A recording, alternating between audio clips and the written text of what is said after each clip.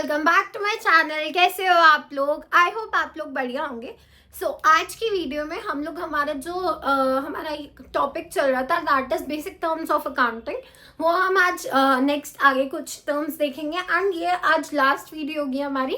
And इसके बाद हमारे सारे टर्म्स जो है वो मैं आपको समझा दूंगी। जो बेसिक टर्म्स आपको समझने चाहिए वो सारे टर्म्स आज की वीडियो में हमारी खत्म हो जाएगी। ये जो है बेसिक टर्म्स ऑफ अकाउंटिंग का लास्ट वीडियो रहेगा। बट जो मैंने एक प्लेलिस्ट बना रखी है that is basics of accounting, उसमें अभी और वीडियोस आएंगी। जैसे कि उसमें अभी आपका बचा है accounting equations and basics of accounting में मैं जर्नल एंट्रीज को भी ऐड ऑन कर दूंगी, बिकॉज ये थोड़ा बेसिक चीज है जो आपको पता ही होना चाहिए for your higher level of studies too, right. अब हम बात करते हैं हमारे सबसे पहले टर्मिनोलॉजी है वो है हमारा डिस्काउंट। हमें सबको पता है कि डिस्काउंट का मतलब क्या होता है कि हमें क्या है, प्राइस जो वो सेलिंग प्राइस था उससे कम पे कोई हमें बेच रहे, ठीक है। उसका सेलिंग प्राइस लेट्स से अगर 100 रुपीज लिखा है किसी भी एक प्रोडक्ट का और हम शॉपकीपर के पास जाके उस प्रोडक्ट को खरीद रहे हैं, बट वो क्या है हमें 90 रुपीज का बेच रहे हैं। वो क्या है, वो 10% हमें उसने डिस्काउंट दिया है, ठीक है। अब डिस्काउंट जो होता है ये हमारे दो तरीके के होते हैं। एक हमारा होता है ट्रेड डिस्काउंट, एक होता है हमारा ट्रेड डिस्काउंट और एक होता है हमारा कैश डिस्काउंट। ट्रेड डिस्काउंट का मतलब क्या हुआ कि आपने कुछ स्पेसिफिक क्वांटिटी और स्पेसिफिक वैल्यू का कोई एक सामान लिया है, उसके ऊपर क्या आपको डिस्काउंट मिल गया। लेट्स से अगर मैंने 100 प्रोडक्ट्स जो है लिए, ठीक है। मान लो इस पेन की मैं 100 प्रोडक्ट मतलब ये 100 पेन में लेकर जा रही हूँ, 100 मार्कर्स जो है मैं जो कोई भी मेरा शॉपकीपर है, कोई भी स्टेशनरी वाला है, उससे मैं ये 100 लेकर जा रही हूँ, 100 यूनिट्स लेकर जा रही हूँ, तो वो क्या है मुझे कुछ डिस्काउंट देगा क्योंकि मैंने क्या बल्क में परचेज किया है। उससे हम क्या कहते हैं, हम उसे ट्रेड डिस्काउंट कहते हैं। यूजुअली ये चीजें जो होती है ना, जैसे कि अगर आप जो लोगों का भी गिफ्टिंग का बिजनेस होगा वो इस चीज से रिलेट कर पाएंगे कि जब भी आप गिफ्ट बॉक्सेस लेने के लिए जाते हो, राइट। वो गिफ्ट बॉक्सेस जो आप प्रिंटेड गिफ्ट बॉक्सेस लेने जाते हो उसका एक रेट होता है कि 50 लोगे तो आपको इतने का मिलेगा, अगर उससे हाई पे जाओगे तो वो और कम प्राइस पे मिलेगा, राइट। और फिर जब आप एक बल्क परचेज करके आते हो तो वो एडिशनली आपको डिस्काउंट देते हैं, तो वो क्या होता है, वो आपका ट्रेड डिस्काउंट हो जाएगा। अब कैश डिस्काउंट का मतलब क्या है कि मैं बहुत टाइम से ना एक अपने सप्लायर के साथ जुड़ी हुई, या मैं एक दुकानदार के साथ जुड़ी हुई हूँ जिसके साथ मुझे बहुत टाइम हो चुका है, राइट। कि मान लो मुझे 6 साल 7 साल हो चुके हैं, या लेट्स से 2-3 साल भी हुए हैं, तो वो क्या है, उसे पता है कि मैं हर बारी कैश पेमेंट करती हूँ और टाइम पे कर देती हूँ, ठीक है। तो इससे क्या होगा कि वो क्या करेगा, वो मुझे क्या है नेक्स्ट टाइम जब भी मैं उसके पास परचेज करने जाऊँ वो ऐसा भी कर सकता है, यार आपका तो पैसा जो है ना टाइम पे आ जाता है, चलो इस बार मैं आपको थोड़ा सा डिस्काउंट दे देता हूँ।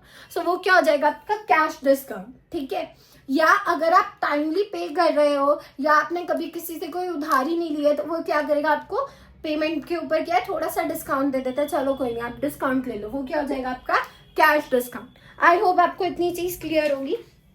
अब हम बढ़ते हैं हमारा नेक्स्ट पे, दैट इज बैड डेट्स। अच्छा, डेट्स तो हमने सुना था। एक काम करते हैं, सबसे पहले हम समझते हैं डेटर्स क्या होते हैं और क्रेडिटर्स क्या होते हैं। Sorry, what is debit and credit. मैं आपको ये करा चुकी आई थिंक कि डेटर्स और क्रेडिटर्स कौन होते हैं।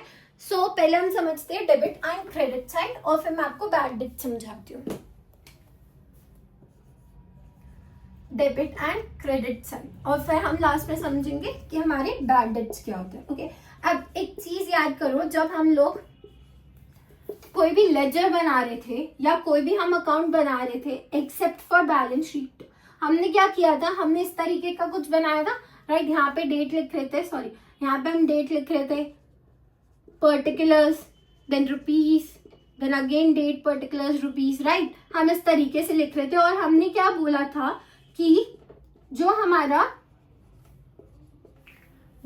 ये वाला साइड है, जो हमारा क्या है लेफ्ट साइड है, ये क्या है हमारा क्रेडिट, और जो हमारा राइट साइड है वो क्या हमारा डेबिट। हमने ये चीज बोली थी।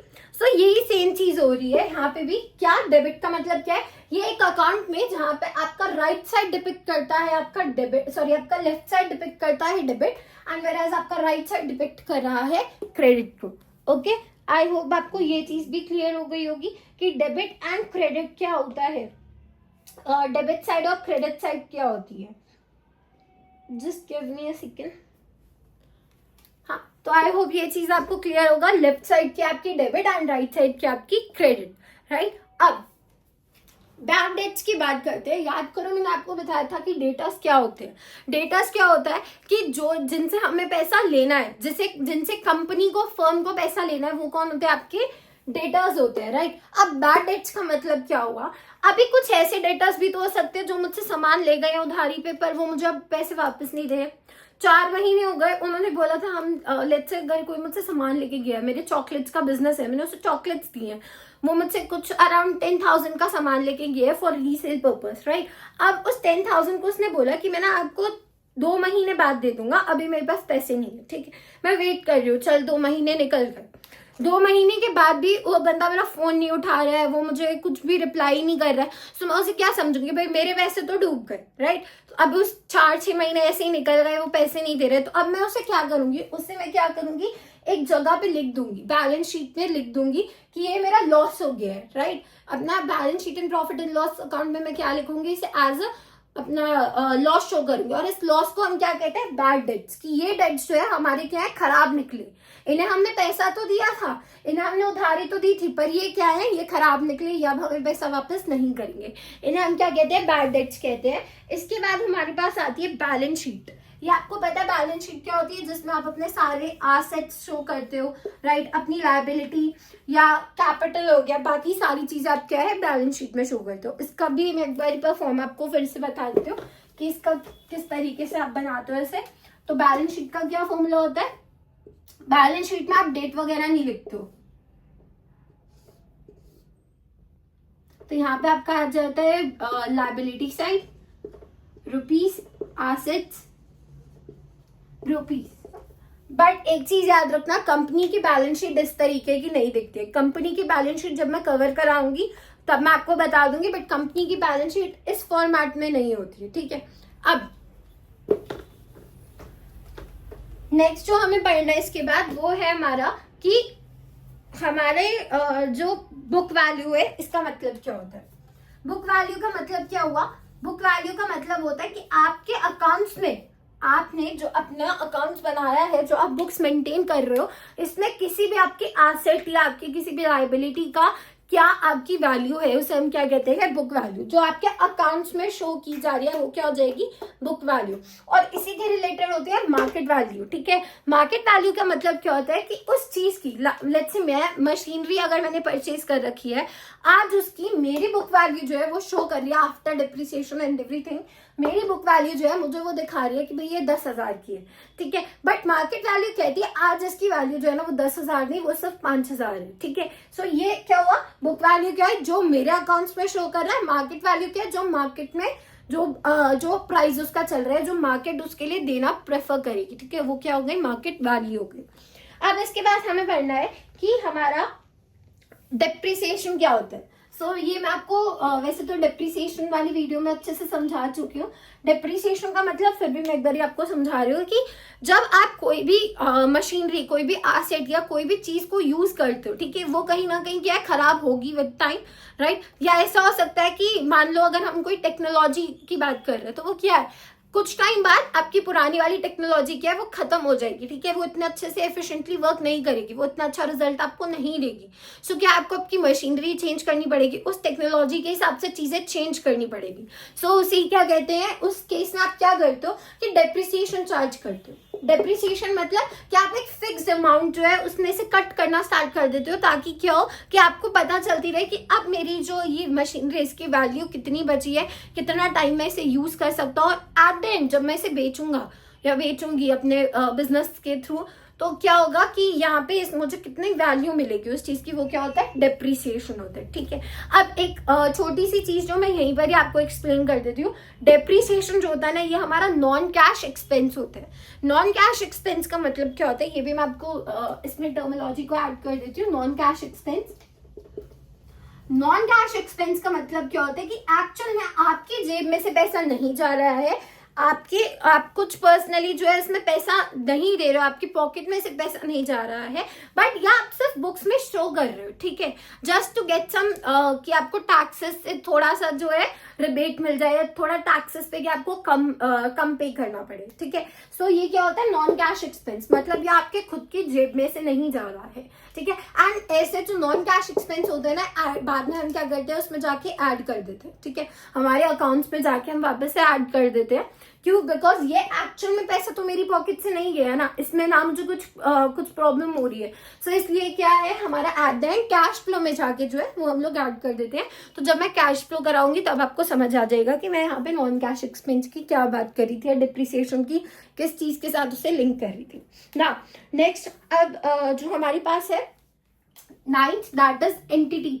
ये सबको पता है कि एंटिटी क्या होता है, राइट। एंटिटी क्या है, जो कि एक बिजनेस फर्म जो है उसे हम क्या कहते हैं, एंटिटी। अब एंटिटी के अंदर हर एक चीज आ सकती है, sole proprietorship, partnership, company, joint stock, सब कुछ जो है उसमें हम इन सबको हम क्या बोलते हैं, एंटिटी बोलते हैं, जो क्या है बिजनेस रन कर रही है लीगली, ठीक है। लॉफुली उसने अपनी लॉ के हिसाब से उसने इस एंटिटी या इस फर्म को, इस एंटरप्राइज को जो है अपना खोला है, और वो उसे हम क्या कहेंगे, एंटिटी, और वो एक लीगल बिजनेस कर रहे हैं, राइट। अब हमारा नेक्स्ट चीज है एंट्री।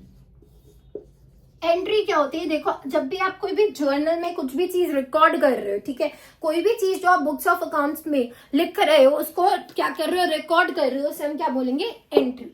नेक्स्ट है हमारा 11th, that is insolvency. Insolvency का मतलब क्या हुआ, देखो सिंपली दिवालिया निकल जाना। मतलब कि इंसॉल्वेंसी का मतलब क्या, कि जब आप इतनी आपका जो फर्म है वो इस कंडीशन में नहीं है कि वो क्या आगे आपकी जो भी डेट्स है उसे क्या है पे कर सके, जो भी उधारी है उसे पे कर सके, मार्केट की जितनी भी उधारी है उसे पे नहीं कर पा रहे हो, तो उसे क्या बोलते हैं, इंसॉल्वेंसी। फिर होता है इसके साथ का ही सॉल्वेंसी। सॉल्वेंसी का मतलब हुआ कि आप जो है आपकी फर्म इस कंडीशन में है कि वो क्या है, अपने सारे डेट्स को क्या है कवर कर सकती है, अपने सारे डेट्स को क्या है दे सकती है, आपके ऊपर जितना भी लोन वगैरह जो भी आपको मार्केट का वैसा देना है वो आप दे सकते हो, ठीक है। सो आई होप ये दो आपको टर्म्स भी समझ आ गई होंगी। इसके बाद आता है प्रोपराइटर। ये भी आपको पता है प्रोपराइटर क्या होता है,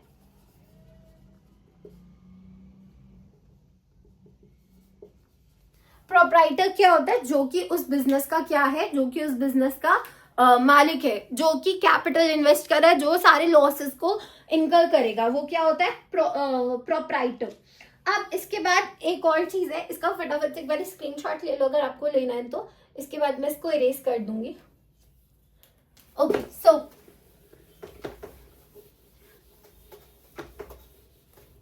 नेक्स्ट हमारे पास आता है financial statements. 14th, financial statements. अब ये फाइनेंशियल स्टेटमेंट्स क्या होती है, स्टेटमेंट्स या आप इन्हें क्या बोल सकते हो, फाइनल स्टेटमेंट्स या फाइनल अकाउंट्स। अब इसका मतलब क्या है कि जब देखो मैंने आपको बताया था, आप क्या करते हो, आप एक ट्रेडिंग अकाउंट बनाते हो, ठीक है। याद करो जब मैं आपको समझा रही थी कि समराइजिंग में आप क्या करते हो, राइट, हाँ, अब समराइजिंग में क्या करते हो, आप ये करते हो, ट्रेडिंग अकाउंट बनाते हो, देन आप क्या करते हो, पीएनएल अकाउंट बनाते हो, एंड फिर आप क्या करते हो, समराइज के लिए बैलेंस शीट बनाते हो। तो ये क्या है, यही आपके फाइनल अकाउंट्स होते हैं, यही आपका क्या है, फाइनल अकाउंट्स में आते हैं। फाइनल अकाउंट्स में कौन कौन सा आएगा, trading account, PNL account and balance sheet, ठीक है। अब एक लास्ट चीज जो बची है वो क्या बची, हमारी रिबेट। 15th, अच्छा आपने सुना होगा ना कि हमें टैक्सेस पे रिबेट मिल गया है, हमने चीजें खरीदी उस पर हमें रिबेट मिल गया। सो रिबेट का मतलब क्या होता है, टैक्सेस की रिबेट की बात करें तो टैक्सेस में क्या होता है कि कई बार जब आप अपना टैक्सेस टाइम पे कर रहे हो, या आपके टैक्सेस पे क्या है कि गवर्नमेंट जो है खुद से कई बार क्या करती है, डिस्काउंट दे देती है कि कोई नहीं, आपका इतना ज्यादा टैक्स बन रहा है तो आप थोड़ा सा वो कहीं ना कहीं लिटिल बिट कम कर देते हैं, तो उसे हम क्या कहते हैं, रिबेट बोलते हैं। और अगर आप इसे ट्रेडिंग टर्म्स में समझोगे रिबेट को, तो मान लो कि मैंने आपको कुछ गुड्स दिए हैं, ठीक है, अब उसमें क्या हुआ, वो गुड्स जो है वो क्वालिटी वाइज इतने अच्छे नहीं थे, ठीक है। तो आप क्या मेरे पास आओगे, आपने बोला ऐसा ऐसा है कि जी आपने जो हमें गुड्स दिए हैं वो उनकी क्वालिटी अच्छी नहीं है एज कम्पेरेटिव तो जो आप पहले देते थे। सो आप मुझे बताओ कि मैं क्या करूँ। तो मैं आपको क्या बोलूंगी, एक काम करो, मेरे भी वो किसी काम की नहीं है, आप तो उसे बेच लोगे। तो एक काम करते हैं, जितने आपने मुझे पैसे दिए थे, लेट्स से कि आपने मुझे 10,000 रुपये दिए थे, ठीक है, आपने मुझे एक टाइम पे 10,000 रुपये दिए थे उन लेट्स से 20 गुड्स के लिए। तो अब मैं आपको क्या बोलूंगी, आप एक काम करो, मुझे ना मैं आपको पैसे वापस दे देती हूँ, ठीक है। आप एक काम करो, इन गुड्स को 8,000 में ले जाओ, बट मेरा नुकसान मेरे पास भी पड़ा रहेगा तो नुकसान होगा और आपका भी नुकसान है, इससे बढ़िया आप इसे बेच ही दो। तो मैंने क्या किया, आपने पैसे तो मुझे पहले ही पे कर दिए थे 10,000। अब मैंने क्या किया, क्योंकि उस गुड्स की क्वालिटी अच्छी नहीं है, क्योंकि उन गुड्स की क्या है क्वालिटी अच्छी नहीं है, इसलिए मैं क्या आपको डिस्काउंट पे बेच रही हूँ। बट याद रखना, ये और डिस्काउंट दोनों अलग चीजें हैं। डिस्काउंट जो आप करते हो वो ट्रेड की वजह से कर रहे हो कि आपने कुछ ट्रेड किया है उसकी वजह से हो रहा है। रिबेट क्यों हो रहा है, ट्रेड हो चुका है और उसके बाद आप कर रहे हो किसी अदर रीजन की वजह से, ट्रेड की वजह से नहीं कर रहे हो, किसी और रीजन की वजह से कर रहे हो। बट डिस्काउंट जो होता है वो आपका सिर्फ ट्रेड की वजह से ही होता है। आज की वीडियो में बस इतना ही है। मैंने आपको अप्रोक्सीमेटली 15 और जो है न्यू टर्म्स कराए हैं, इन्हें एक बार ही देख लेना। एंड इसके बाद जो है हम लोग अकाउंटिंग इक्वेशंस के साथ स्टार्ट करेंगे। एंड अगर आपने अकाउंटिंग इक्वेशंस को अच्छे से समझ लिया ना तो जर्नल एंट्रीज आपके लिए बहुत ईजी हो जाएंगी। इसलिए अकाउंटिंग इक्वेशंस की जो मेरी नेक्स्ट वीडियो है उसे एक बार ध्यान से और अच्छे से समझना। और ये वाली वीडियो भी जो है ना, जो ये वाली सीरीज चली हमारी जिसमें मैंने आपको बेसिक टर्म सिखाए हैं, ये भी बहुत इंपॉर्टेंट है, क्योंकि अगर आपको टर्मिनोलॉजी ही समझ नहीं आएंगी तो आगे चल के आपको ये भी चीज समझ नहीं आएगा कि वो एसेट है या वो लायबिलिटी है या वो हमारा इनकम है या एक्सपेंस है।